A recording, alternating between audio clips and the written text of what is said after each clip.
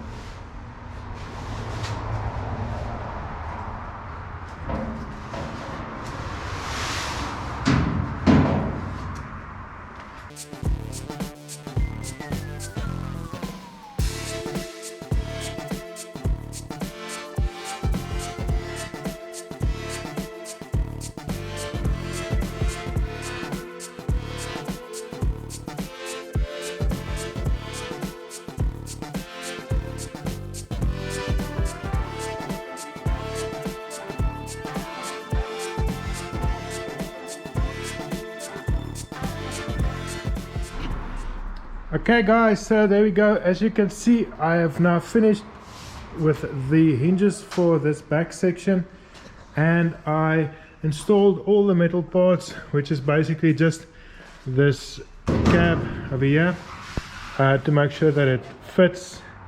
And as you guys saw, I did spend some time just hammering everything out and just straightening it out as best I could. Even though it's not perfect at the moment, it is good enough for me to now wash this whole body down, and then I'm going to start applying some Bondo on all the panels after I've taken everything apart. And I'm going to apply it rather liberally because I want to have a very smooth finish, even though this body is rather crooked and buckled, and hopefully with a straight edge I'll be able to sand it down and make it nice and smooth. Anyways, guys, let's get going.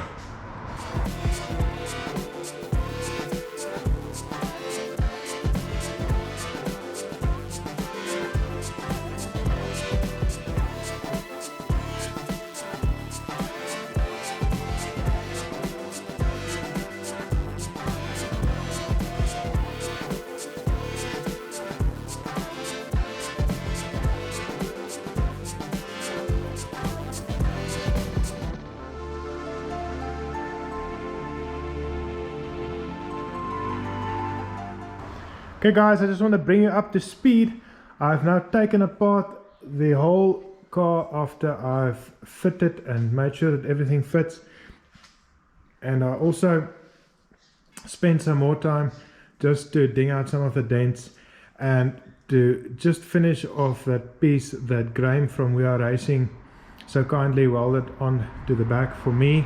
And what I'm going to be doing now is I'm going to be starting with the tedious but fulfilling part or work of filling everything with some Bondo or some filler. And like I said, I'm going to be filling it rather royally so that I can have a lot of room to sand it down and make it nice and smooth. So guys, let's start doing that.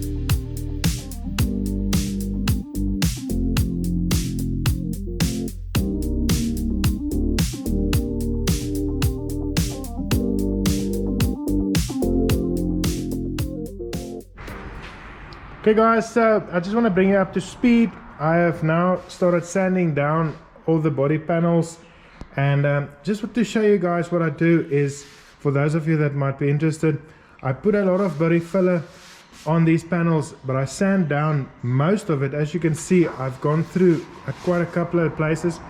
This is just so I could get rid of the low spots. Now what I do with the high spots is I sand down as far as I can, but as soon as your sanding paper touches the metal, it dulls the sanding paper immediately. And what I do is I just take my hammer and I gently just manipulate this part down so that I can get rid of this high spot. And I put my doily at the back just so that the rest of the metal will stay in place, and then I hammer down this part, and I do it very gently because it drops down quite quickly when you start hammering on it. Now what I've done now is I've put the first layer on here and I sanded it down as much as I think necessary, or as far as I can go. And now I'm going to put the second layer of body filler on there, and I'm just going to mark out the low spots so that I can know exactly where I must put the body filler.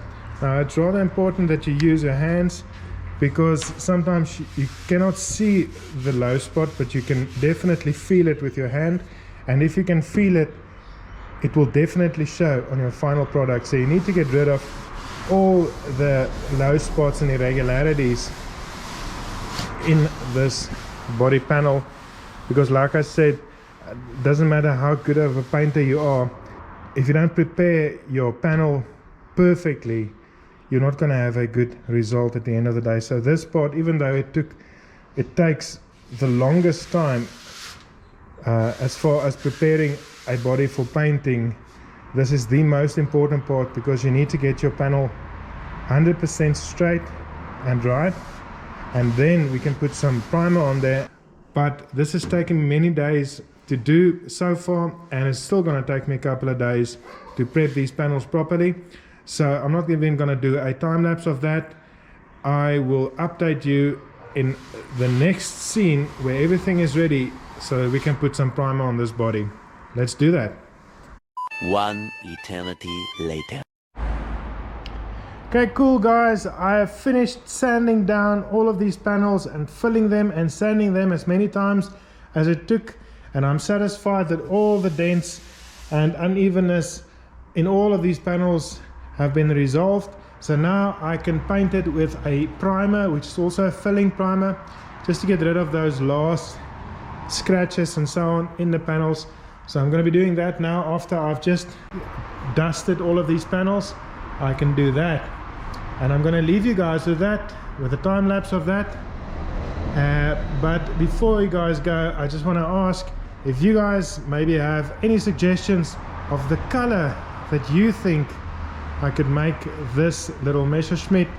I have got a couple of ideas, but I'm still struggling. It could be a two-tone color or a single color, but maybe you guys have a suggestion. I'd love to hear from you guys as far as that is concerned. Anyways, I'm going to be painting that, then I'm going to leave it to dry for a couple of days, and the next video I'm going to be working on the Jaguar for you guys that are interested and excited about that. So I'm going to be leaving this one for a video too, and then we can wet sand it, and then we can paint it a color as soon as we have decided which color we're going to paint this Messerschmitt. Anyways guys, I'm going to leave you with the time lapse of me painting this. Thanks for joining me once again, and if you enjoyed this type of stuff, I hope that you'll subscribe, and I'll see you in the next video. Cheers!